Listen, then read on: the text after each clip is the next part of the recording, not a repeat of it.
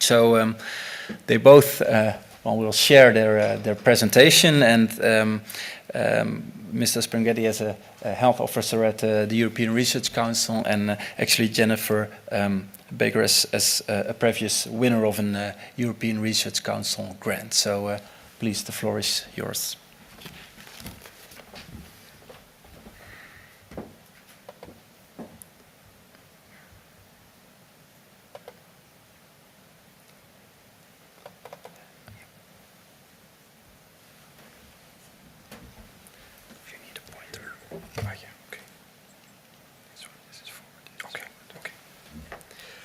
Okay, so good evening, everybody.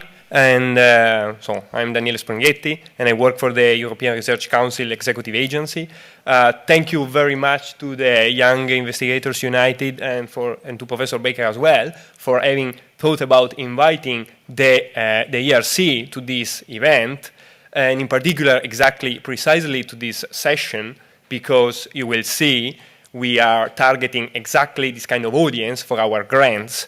And then my personal thanks as well, again, to Professor Baker, because she is a grantee, and her help during the presentation is invaluable because it will make my presentation, in fact, much more lively and interesting, actually. And you will hear from her what it means really being on the other side of the board, in fact, of the table. So thank you very much, Professor Baker, for being here with me. Great. The floor is yours as well. Okay. Well, thank you very much. So the presentation, we're going to go back and forth. Daniele will give an example. He'll actually tell us the rules. He'll tell us what you have to do to get the grant. And I'll tell you what it's actually like to have to follow those rules. So. Absolutely. Okay. These are the premises of the European Research Council in Brussels, actually. And I swear this is the only angle from which you can get a decent picture of our premises in the square where we are. And the sky is never, never this beautiful in Brussels, actually. It's very rare. Anyway. And so. Yeah, that's me. So,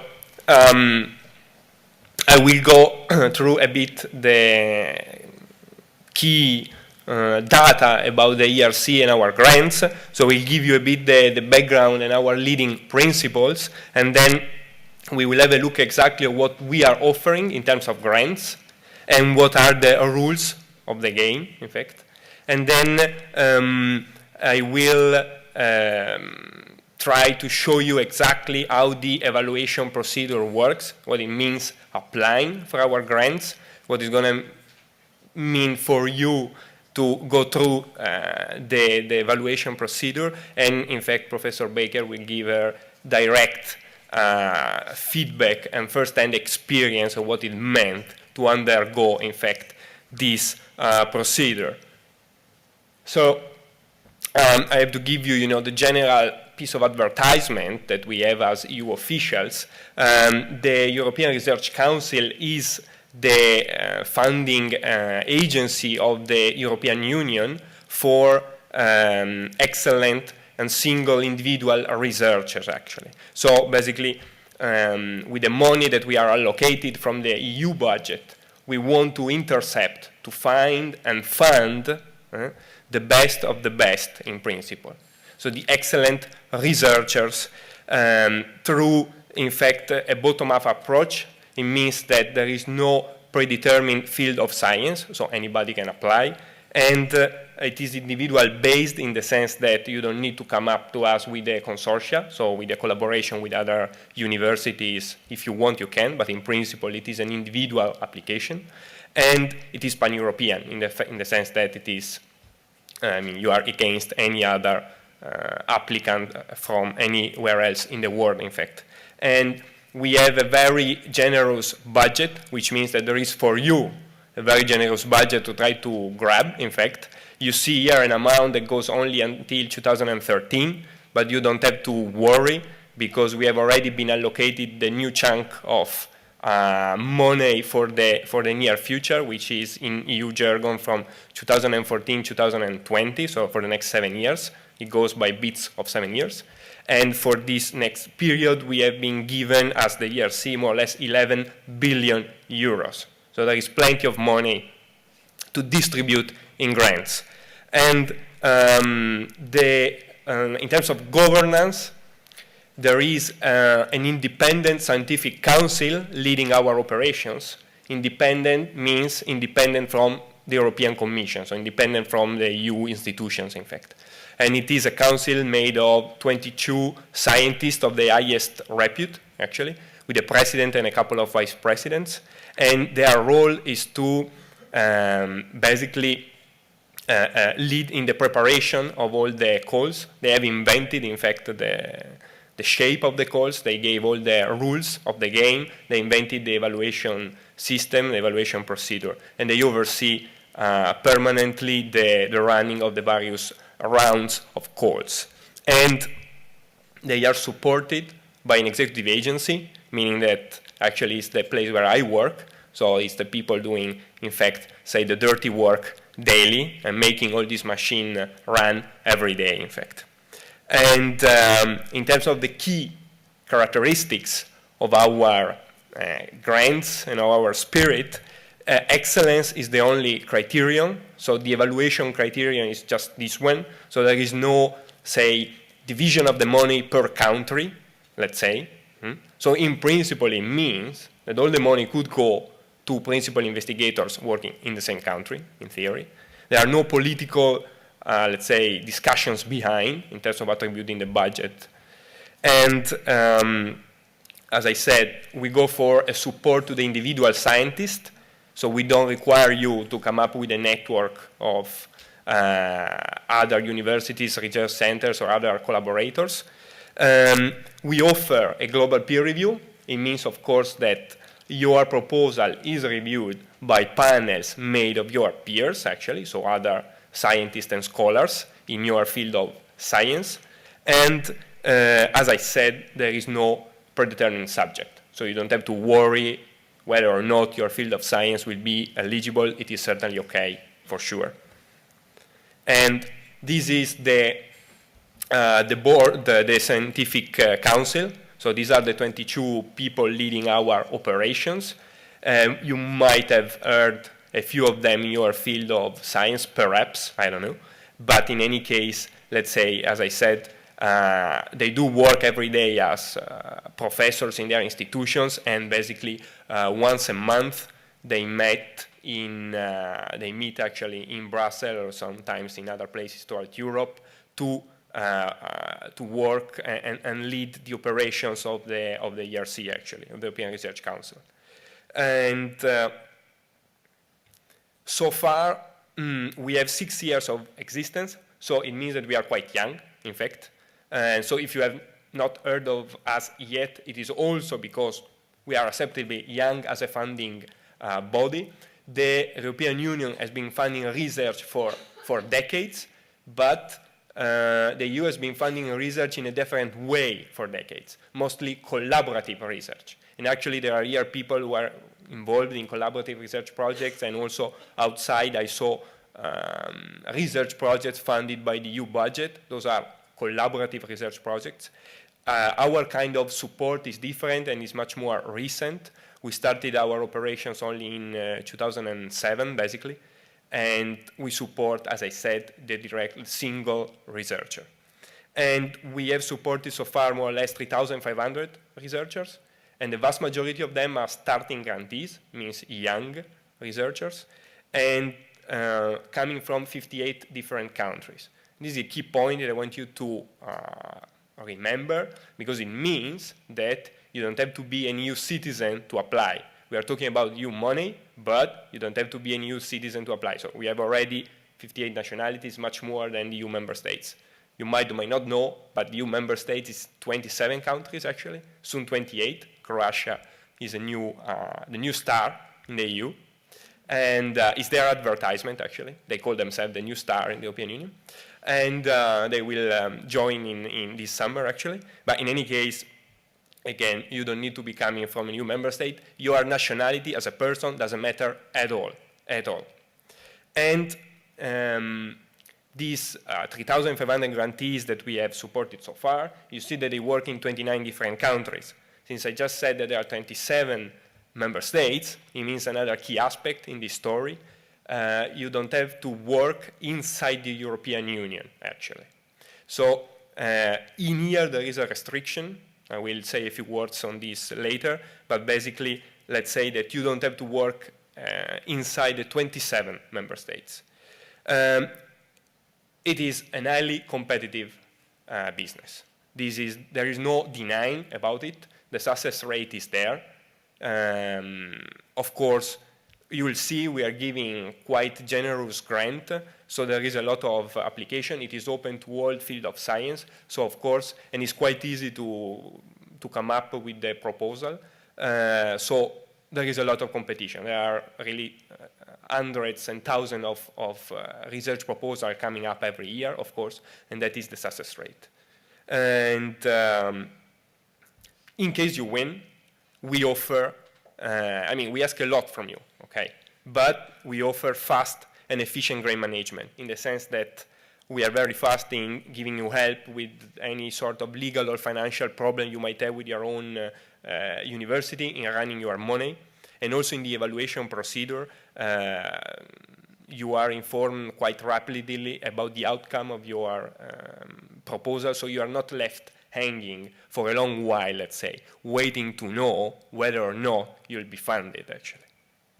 So now the real stuff, our grants with their rules.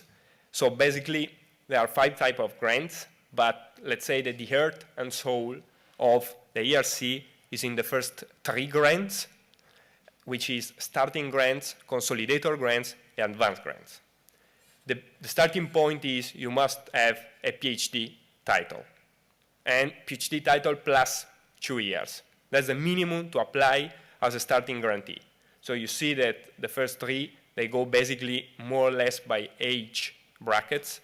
In order to be eligible as starting grantee, you must have obtained a PhD between 2 and 7 years, and as a consolidator between 7 and 12.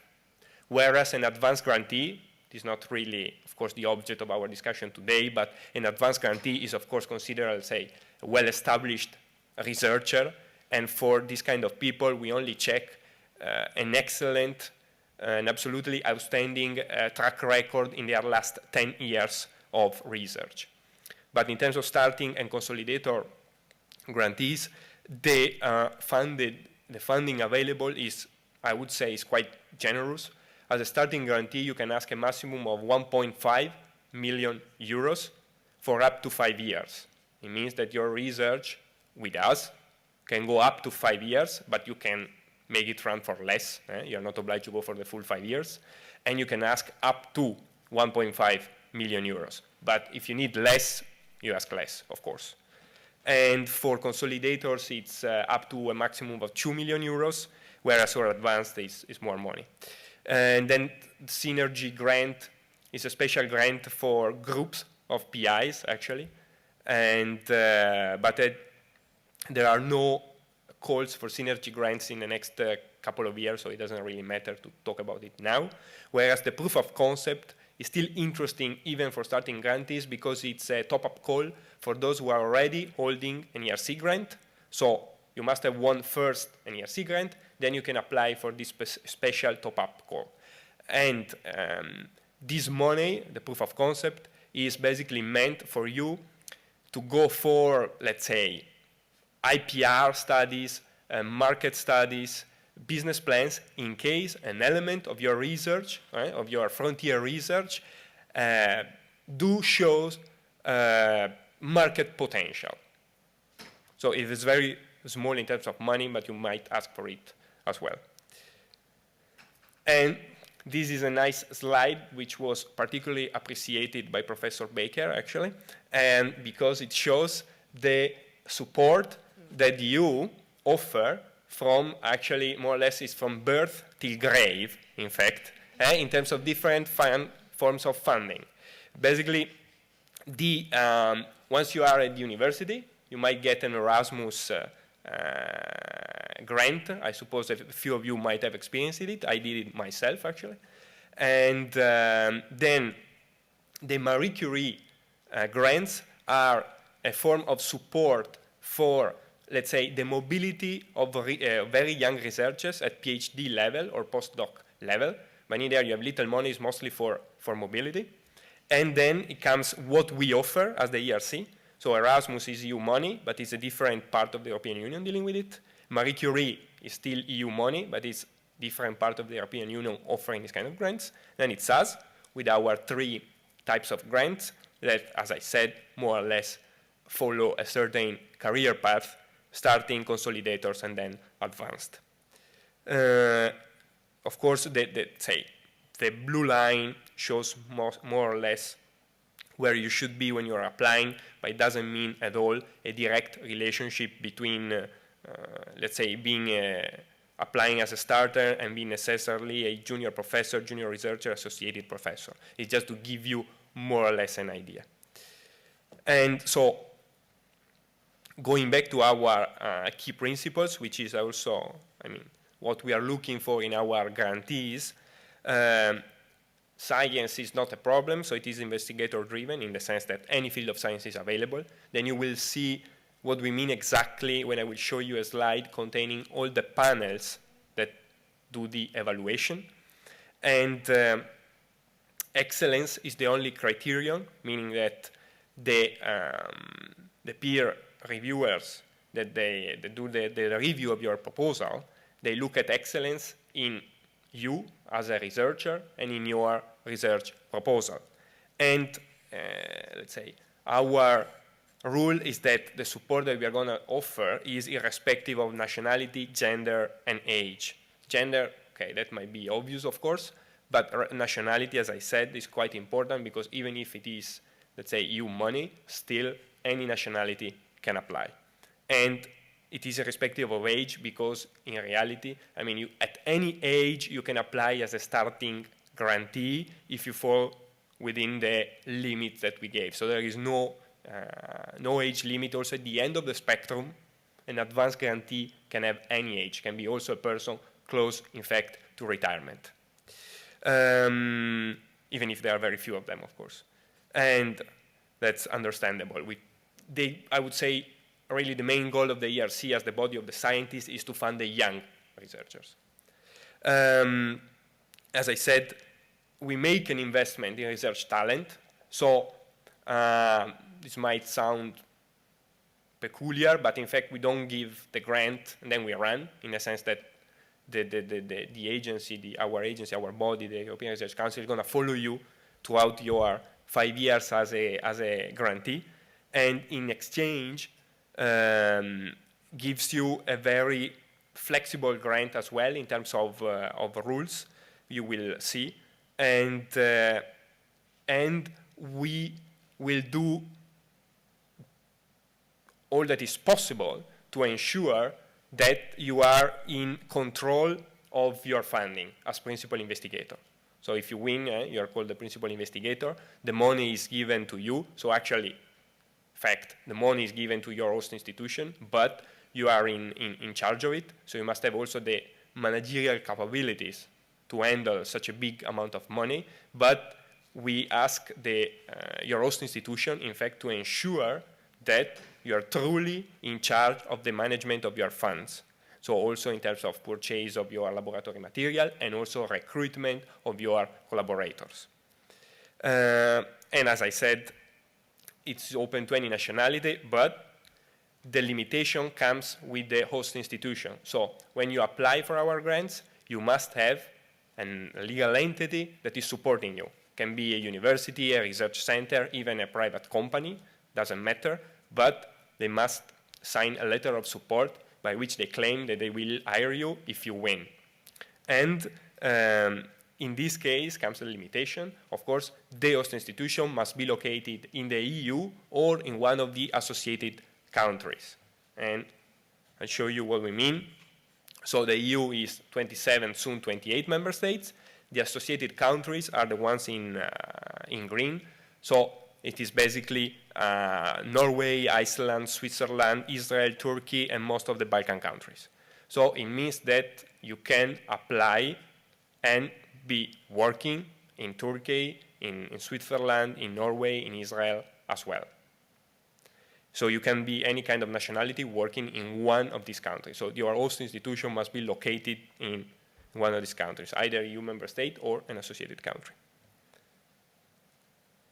And as I said, the host institution, I'll cut the first two paragraphs, we ask basically the host institution to commit to you on certain rights, let's say. They will have to allow you to apply for funding independently, meaning that you can go looking for other forms of support somewhere else independently, and you have to be able to manage your research independently from your PhD supervisor, let's say, for example, and also you must be able to manage yourself the funding of your project. So again, as I said, we make sure that you are free to decide how to spend your money in travel, consumables, laboratory equipment, and personnel, which is the key thing. So you are collaborators, other PhD students, postdocs, technicians, etc., etc. And we ask the host institution to commit in the sense that they will have to give you the space, the laboratory space or the office space that you need to perform your research. And actually, we ask the host institution to sign a letter with you. So it's going to be a bilateral agreement by you and your host institution, by which, in fact, they commit to respect these kind of obligations if you win the grant with us. And there are also some features for researchers from outside Europe, but not only. So we can grant, in exceptional cases, additional funds on top of the limits that I showed you before.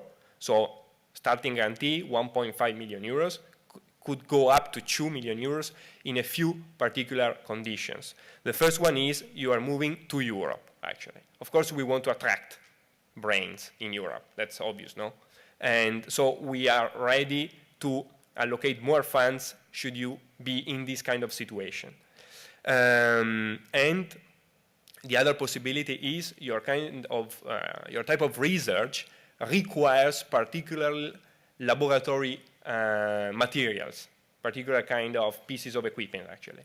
Now, it might not be the case of obesity, I don't know, but for example, in astrophysics, actually in space studies, you might have very expensive kind of machineries to buy, so you could indeed, even as a starting grantee, have to ask for much more money to pay for very expensive pieces of equipment. But these are quite exceptional cases.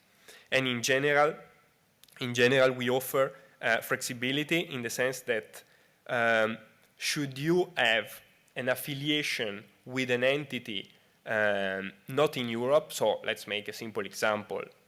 You are working in the United States or, I don't know, anywhere else in Russia, in South America, whatever, and you want to come to work here, you win a grant, you have the support of an host institution in the European Union, you can still keep your affiliation with your initial university outside Europe part-time. So we allow you to be, let's say, part-time in Europe with the host institution that is supporting you, and part-time maintain your affiliation with your American university, your Japanese universities, whatever it is. Your team members can be based anywhere. It means that I suppose in most of the cases your team members will be people really sitting next to you in your office, in your laboratory, and so on. But science is huge in terms of the type of research that can be done. So you might have collaborators working in some other institutions or even in some other countries. You can bring them inside the project without any problem, meaning that the principle of where the host institution is based applies only to your host institution. Then you can, let's say, use the money of your grant to support collaborators of yours who are based anywhere else in the world. And key aspect of our grants is to call portability, so you can move within the EU member state of the associated countries with your grant.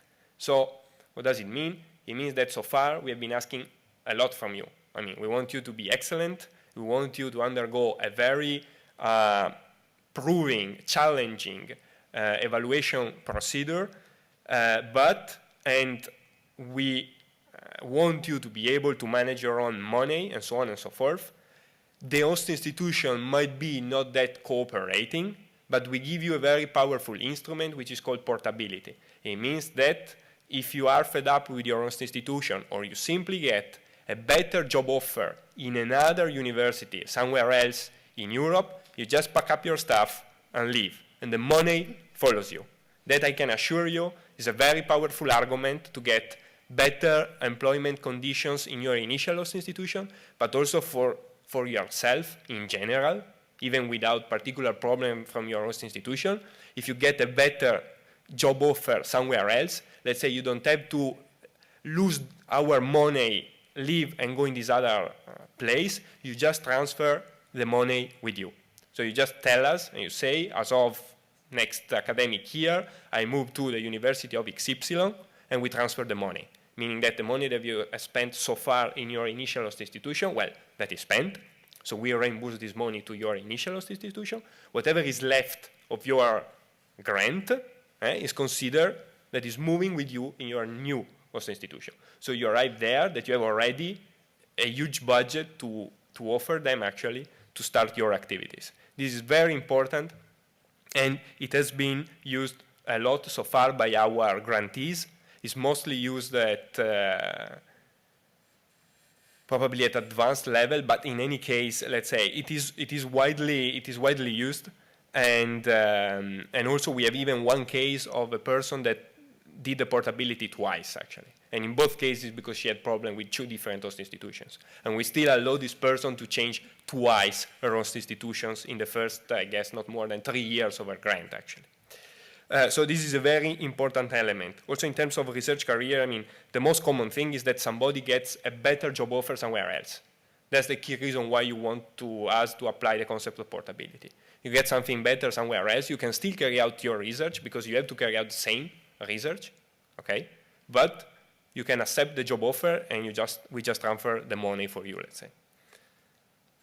So in order to summarize a bit, you have let's say you select your own research topic, and in case you win, you can recruit your own people. We want you, in fact, to recruit the people that you want.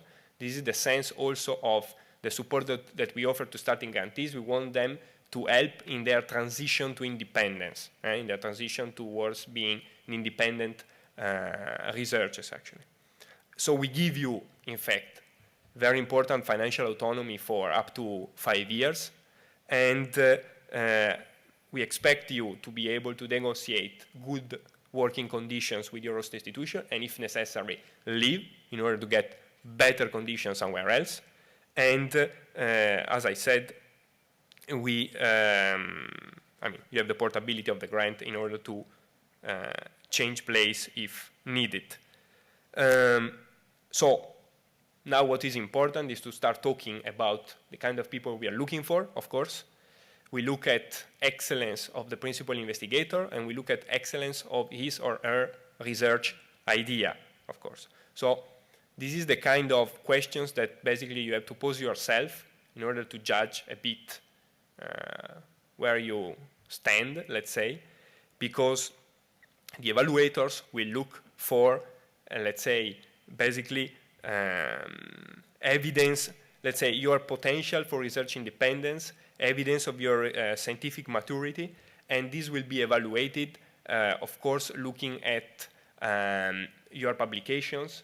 If you have received awards, prizes, it will look at publications in the sense also looking, of course, at which journals hosted your publications, what was your position in the list of authors, no? So the weight that you carry in that kind of research, the kind of collaborations that you have with other research groups around the world, the kind of maturity that you show, the kind of research that you have delivered so far in order to check if there are signs of very creative thinking, if you have so far led the way in some special research paths, let's say.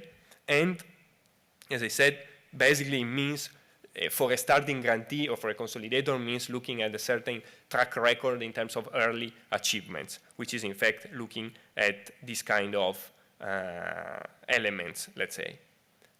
And the other evaluation criteria is on the research itself. So in there, the evaluators, the reviewers, will look at basically the groundbreaking nature and the potential impact of your research, and then they will look at your scientific approach. So scientific approach means the way you intend to, let's say, realize the research that you propose. If you really have thought it through thoroughly, if the resources that you're asking are appropriate, if the steps that you want to follow are correct to reach the results that you are promising to deliver, basically. And in terms of groundbreaking nature and potential impact, they look, of course, at the, let's say, the excellence really of your research, your capacity to propose something that is potentially, let's say, pushing forward the boundaries of knowledge in your specific field. They will look at elements of interdisciplinarity, of course, and so this is a bit what we intend in terms of the excellence of the principal investigator and excellence of the of your research proposal. But going to our website, I'll give you of course the link at the end. You can also read yourself more information exactly on this kind of elements. And here, then, the floor is yours. Thank you. Wow, after hearing all that, I think it sounds a bit scary to think about applying for this grant. Trust me, it's not. It's not a hard process, and it's a decision you really want to take. When it comes to seeing the profile of researchers, there is something to it. You do have to compare yourself and think, are you going to be competitive enough to go through this process? So I'm going to give you just one slide about my background so you can see that, well, I'm not perfect. I didn't fit every single one of those boxes because I really don't know who does. But my education, I'm trained as a biochemist. I did a PhD in nutrition, so that's the way I came into the obesity world. And then as my PhD finished up, I didn't know what to do next. Maybe you've been there, maybe you've done that, and maybe you don't have these worries, but I did. And one day I heard about this fantastic opportunity, and I took the chance to move to Copenhagen.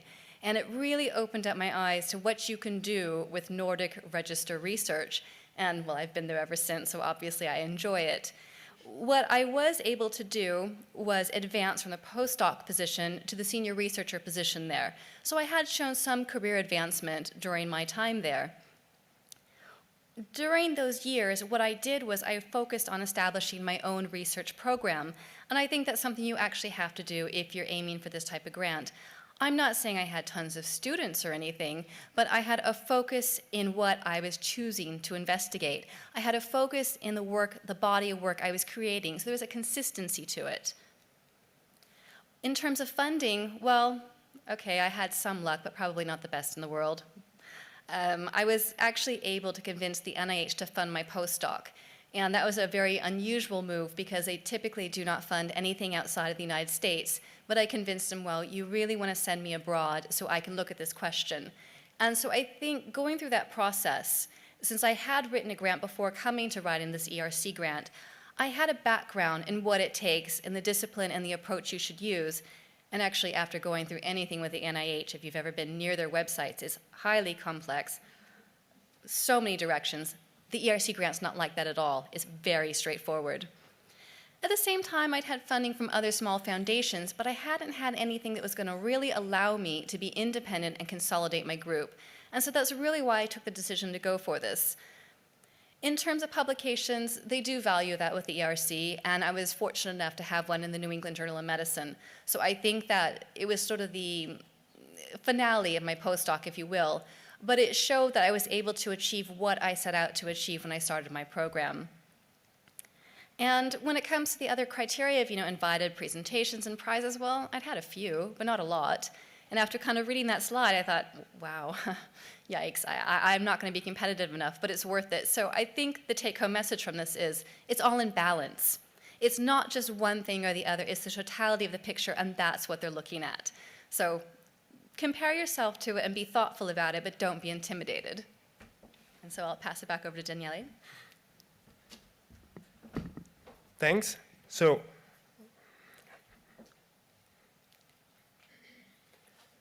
So let's see then the evaluation procedure. And first, of course, the preparation of your proposal. So basically, there is one deadline per call, so it means that once a year there is a call for starting guarantees or for consolidators or for advanced guarantees. So you have one chance per year, actually. But there is going to be one call per year for sure. It's not like we're going to miss 1 year from time to time, so that you can be sure. So even if in this moment you are a bit too young, for example, even for a starting position, I invent, but still, let's say in 2-3 years from now, you'll still be sure that there is going to be a starting guarantee call anyway. Because I tell you from a political point of view, I mean, the major part of our work is to secure the money from member states and European Parliament. This is really what drives us crazy, but once we secure the money, then the money is available and it's going to stay available throughout any kind of financial crisis. So the money will be available also in the next 7 years, every year as promised. You have to submit your proposal to a specific panel, okay? So we'll show you later what are the panels, but you have to declare yourself to which panel you want your proposal to be attached to. So it means which panel will evaluate your proposal. And the procedure is only electronic, so you don't have to send paper around. And basically there are 2 sides of the proposal, and a purely administrative one and the one with the scientific proposal. But we offer, of course, I mean, guidance documents. You have the guide for applicants in order to help you through the application procedure. Also, since it is an electronic procedure, you have on the screen help when you're there, but in any case, there is a guide for applicants for you to check the details, but I will give you something now. So basically, you have a part A with the basic data about yourself, your host institution, and an initial kind of budget that you plan to need for your proposal. Then basically, I go to the annexes because you have to attach a few, let's say, supporting documents. Of course, you have to demonstrate that you got your PhD, actually, and then you need the letter of support from your host institution, okay? And also other documents depending on your particular situation, which might be supporting document in terms of the extension of your eligibility window, because the rules for the 2 to 7 years, they vary a little. For example, if you have had maternity or if you did military service, this kind of long-term illness, for example. And should you have a proposal that contains very particular ethical aspects, you will have to attach some ethical support documentation.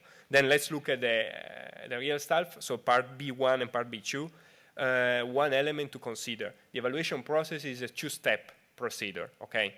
So there is only one deadline. You send all the materials electronically only once, but then we do a first, the panel does a step 1 screening of the proposal, and they base themselves on the part B1. So the extended synopsis, your CV, your resume, and your track record of early achievements. If you are admitted to step 2, they will look again at your proposal at part B2. So it is not like, let's say, if you are passed from step 1 to step 2, we ask you to send new documents in Brussels, electronically or not. You have sent everything once at the beginning, end of the story. But you must be aware that in step 1, only what you write in part B1 is read by the panel members. So if key elements of your proposal are in part B2, I mean, you have to, but that we will also ask perhaps advice to Professor Baker, but in any case, I mean, you must be aware that the key elements must appear already in part B1, because if you miss step 1, then it's over, of course. And in part B2, basically, you have a much longer document to prepare with your full, of course, scientific proposal. And the forms to prepare these pages are available on the, there is guidance documents on the screen, so you just don't have to start from a blank Word, a Microsoft Word document, so we give you a certain structure to follow, actually. So, indeed. So after that, well, should you? I say yes, it's absolutely worth it. What you need to do is go at it with your best idea. You get one shot at it, so you've got to take it and you've got to be serious about it. So what I'm going to show you very briefly is how you go from your idea to actually that completed proposal. The first thing you have to do is be cognizant that you need to gather support. It turns out an awful lot of our universities and institutes actually have a grant support office. I never knew about this until now, and I was put in touch with the right people. They really helped me with all of these forms. They helped put me in touch with other people who'd received the grant. They opened me up to a whole new network that previously had only been available to, say, the higher professors. So you've got to get out there and ask the questions. And I did talk to other people who had received the grant. I wanted their advice. It was in a totally different discipline, but the procedure stays the same. You need to become really good friends with your administrative staff because there's an awful lot of bookkeeping type of work that has to be done. You have to make those budgets. You have to find all sorts of numbers, financial numbers we don't know about our own institute, and you have to put it all into one form. You need to gather your team members because you want other people to evaluate your work before you send it in. This isn't the kind of grant you write the day before and just submit it. You want it to be evaluated by those around you. And of course, you're always going to have a question about some p-value or a power calculation or something. So really get that together. And of course, you're going to need your family and friends because you're going to need an awful lot of support for people to help you out with the rest of your life because it is a pretty intensive process if you take it seriously. The other things you have to consider are the name of your project. I found out that you have to put the name in immediately the first day you start the forms. I wasn't prepared to name my project that day. You know, it's the EU, it's the ERC, it's catchy titles. So I sat down, I just put in a title, and that's what I stuck with because I actually never really remembered to change the name. You have to really be prepared for these online forms, and then you have to choose your panel, and there's a lot to choose from. So you really have to consider where you think your work fits best and where will also be the most competitive. And you've got to consider these documents that take time. As a scientist, I don't often prepare budgets, but I've learned how to really quick. You need the host institute commitment, and that's actually a large legal document that oftentimes has to go through a legal process. It's not the type of, oh, I say we're going to support you if you get this grant.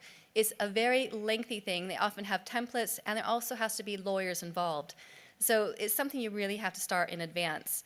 And the personal documentation required, for example, if you had a maternity leave, you can regain that time, but you have to find the documentation, which always isn't easy depending upon your administrative system.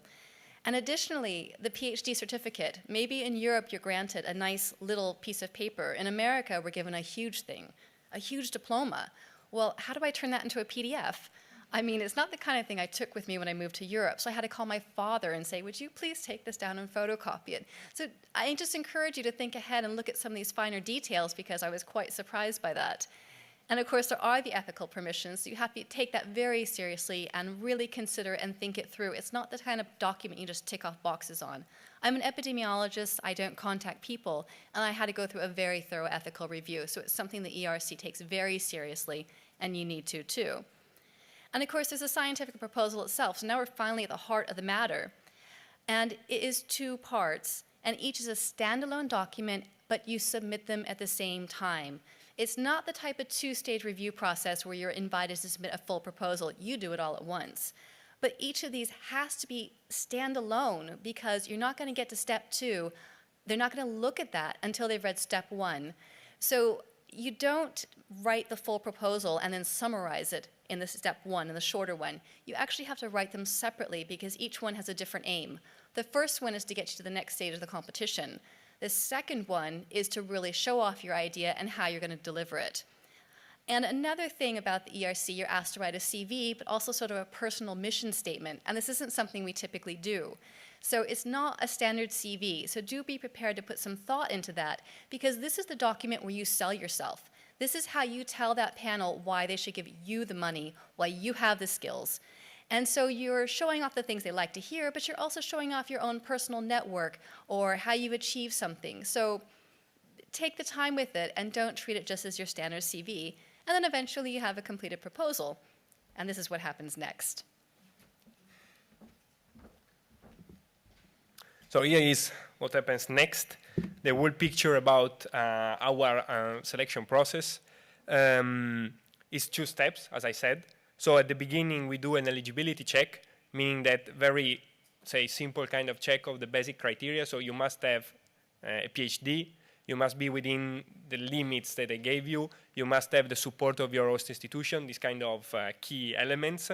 And then your proposal is considered eligible and is passed, in fact, to the panel. And the panel is made of 10, 15 researchers, basically. And they will evaluate your proposal first in remote. More or less 4 of them will be given your proposal, and they will all evaluate it independently from each other in their houses, actually. And then, so they will come up with their own marks on you as a researcher and on your research proposal, independently from the other 3.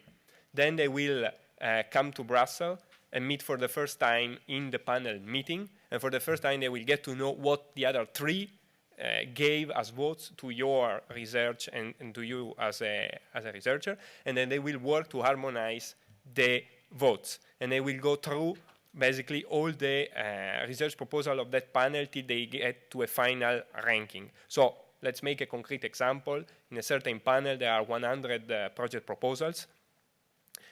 So they meet in Brussels, and they have to rank them in step 1 already, from proposal 1 to proposal 100, and they rank them by letters. So the most deserving one will be ranked with letter A, then you have B, and then you have C. The proposal ranked with C are those who failed in one of the evaluation criteria, and that principal investigator will not be allowed to resubmit the proposal next year. So these people will be notified immediately after the end of step 1. They will be said, this is the outcome of your evaluation. So you will get to see, in fact, an evaluation summary report that reports the comment from the evaluators. And he will be told that, unfortunately, he cannot run next year for funding. He will have basically to wait 1 round before being able to apply again. Then the proposals basically the other proposals, let's say how many proposals have moved from step 1 to step 2. That is basically 3 times the amount of budget available. So if in that panel there is, let's say,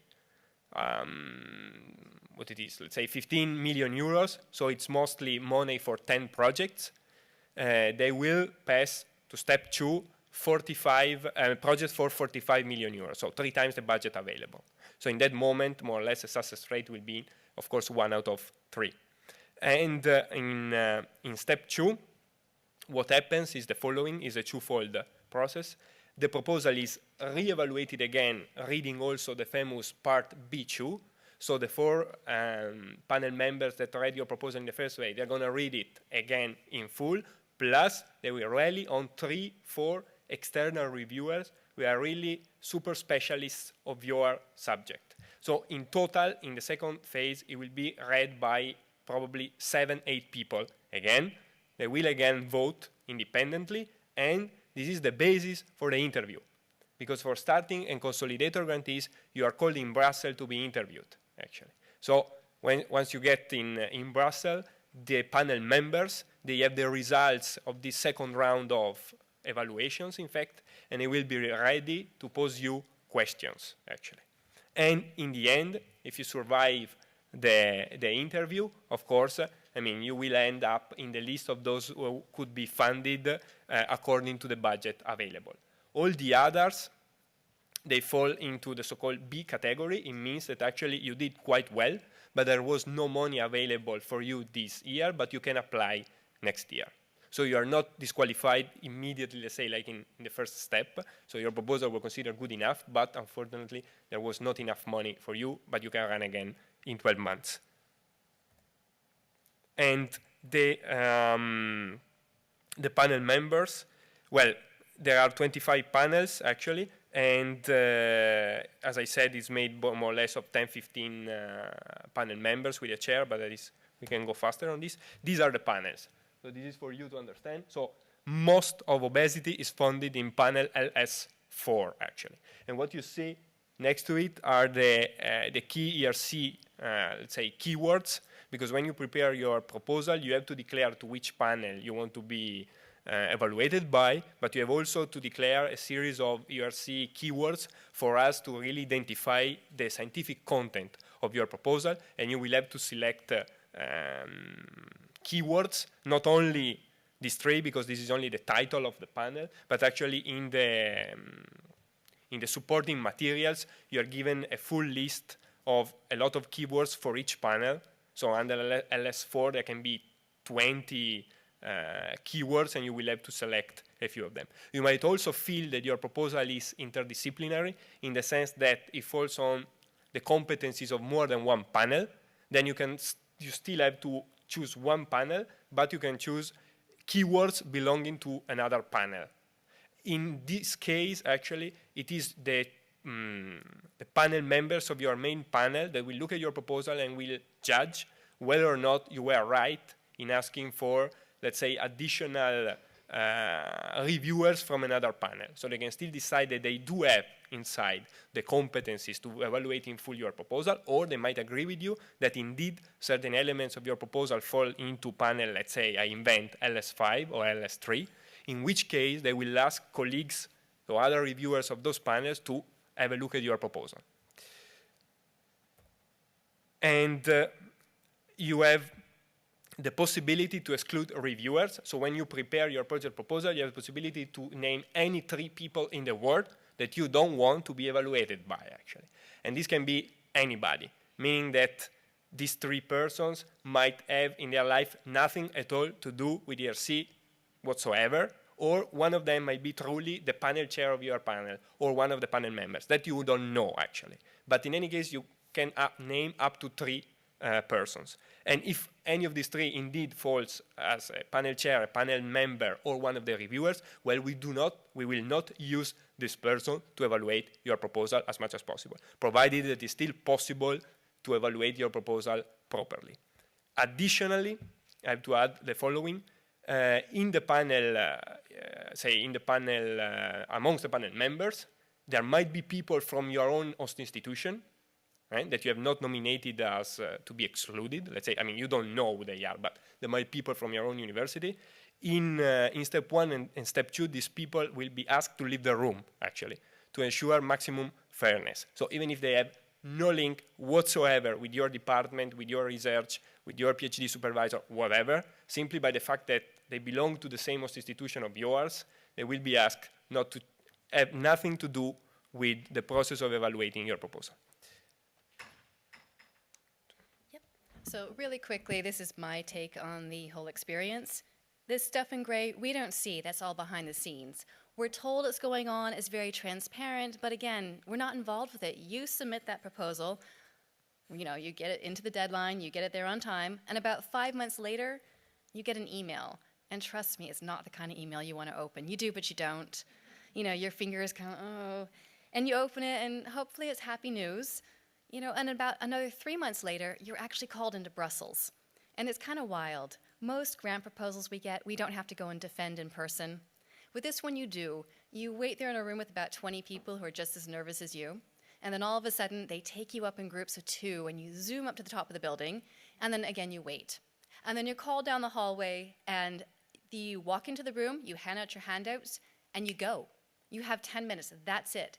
10 minutes to decide the next 4 or 5 years of your career. So you make them count.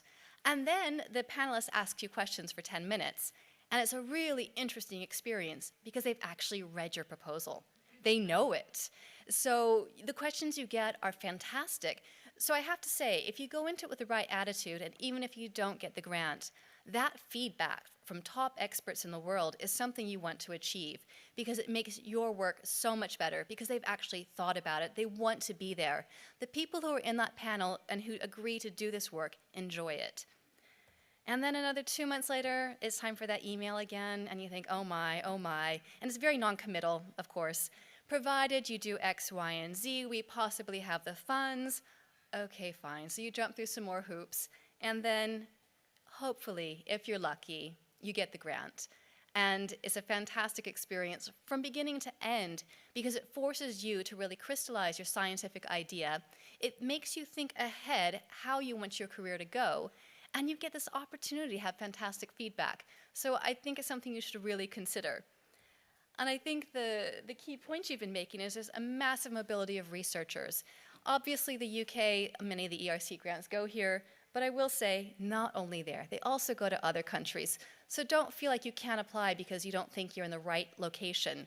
It's available and open to everyone. And in about 1 minute, I'm going to tell you a little bit about my project, just because I'm standing here, what made it happen for me. So my project is Child Growth to Cancer. We know in adults obesity is a risk factor for many forms of cancer. Yet the effects of size in childhood are actually very unknown. And since cancer is a process that takes so long to develop, we do have reason to think the process may begin in childhood. So if we can go in and see if there's some factor about their body size or growth and identify it in a period where perhaps it's more modifiable, then I think that's something that's worth pursuing. So particularly in the light of the childhood obesity epidemic, it becomes even more relevant because what is the future of these children going to hold in terms of their health? So my project is really looking at how this period of childhood is related to later risk of cancer. Now, it's a very well-known idea, but few people have actually had the resources to do this. So I'm conducting a series of epidemiological studies, and the core resource is the Copenhagen School Health Records Register, which is about 370,000 children with full tracking potential. And these children are now of an age where they are actually aging into the time when you do get cancer. So we have enough power to look at this.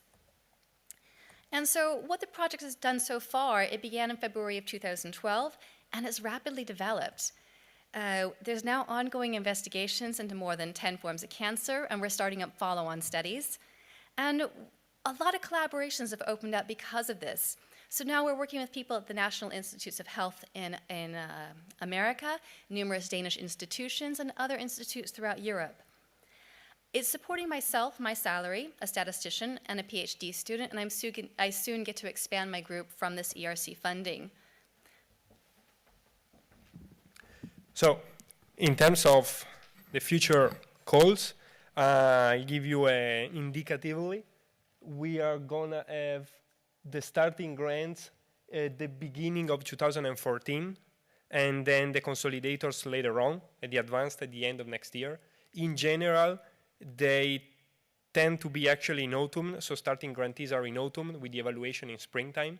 But, I mean, it would be long to explain, but due to negotiations on the EU budget exactly on 2013, 2014, we are delayed with the money, so we had to delay the calls.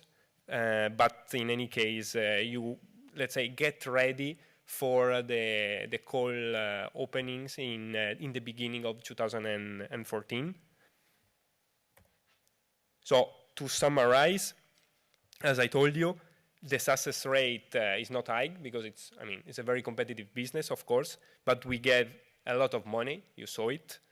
It is open to any field of science, and we want basically to help you actually achieve independence or certainly make very clear steps towards research independence in the medium term, actually. And also to form a group, so to be able to recruit the people that you want you to work with you, actually. And as I said, we look for high-risk, high-gain research. It means also that, we do not ask for deliverables.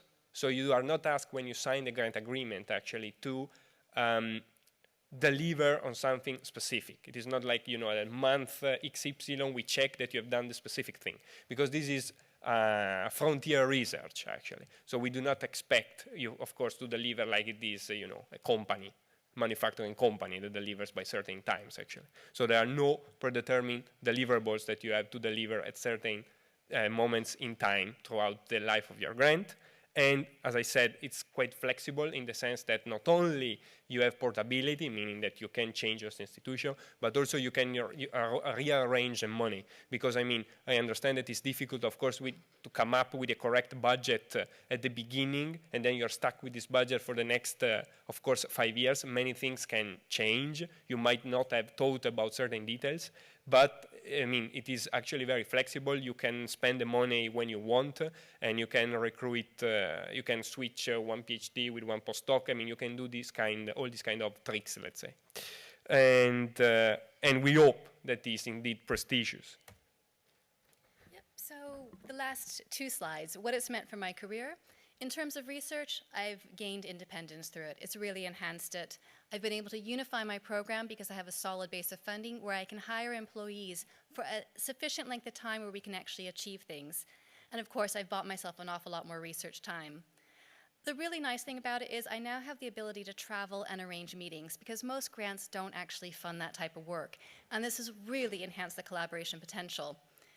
It did get me an advancement in my career, and it's really led to European recognition. And I think the really neat thing is it gives you access to a network of information, researchers, and resources that you don't necessarily have access to beforehand, because the ERC office really does support you, and they really do help you. You ask a question, is answered immediately. So the only tips for success that I can give you are take it seriously, follow the guidelines, don't be shy, ask for your help, and seek support. Think through your research project for the duration of it and beyond, because if you remember that first diagram, it's a step-up process. They want to see what your next step is going to be. And irrespective of the outcome, treat the whole process as a way of improving the quality of your research. So good luck, and thank you for your attention. And this is it. So again, you have the informations. We are on Twitter and Facebook, all the new and very modern stuff, even for the EU institutions, actually. And also from my side, of course, good luck.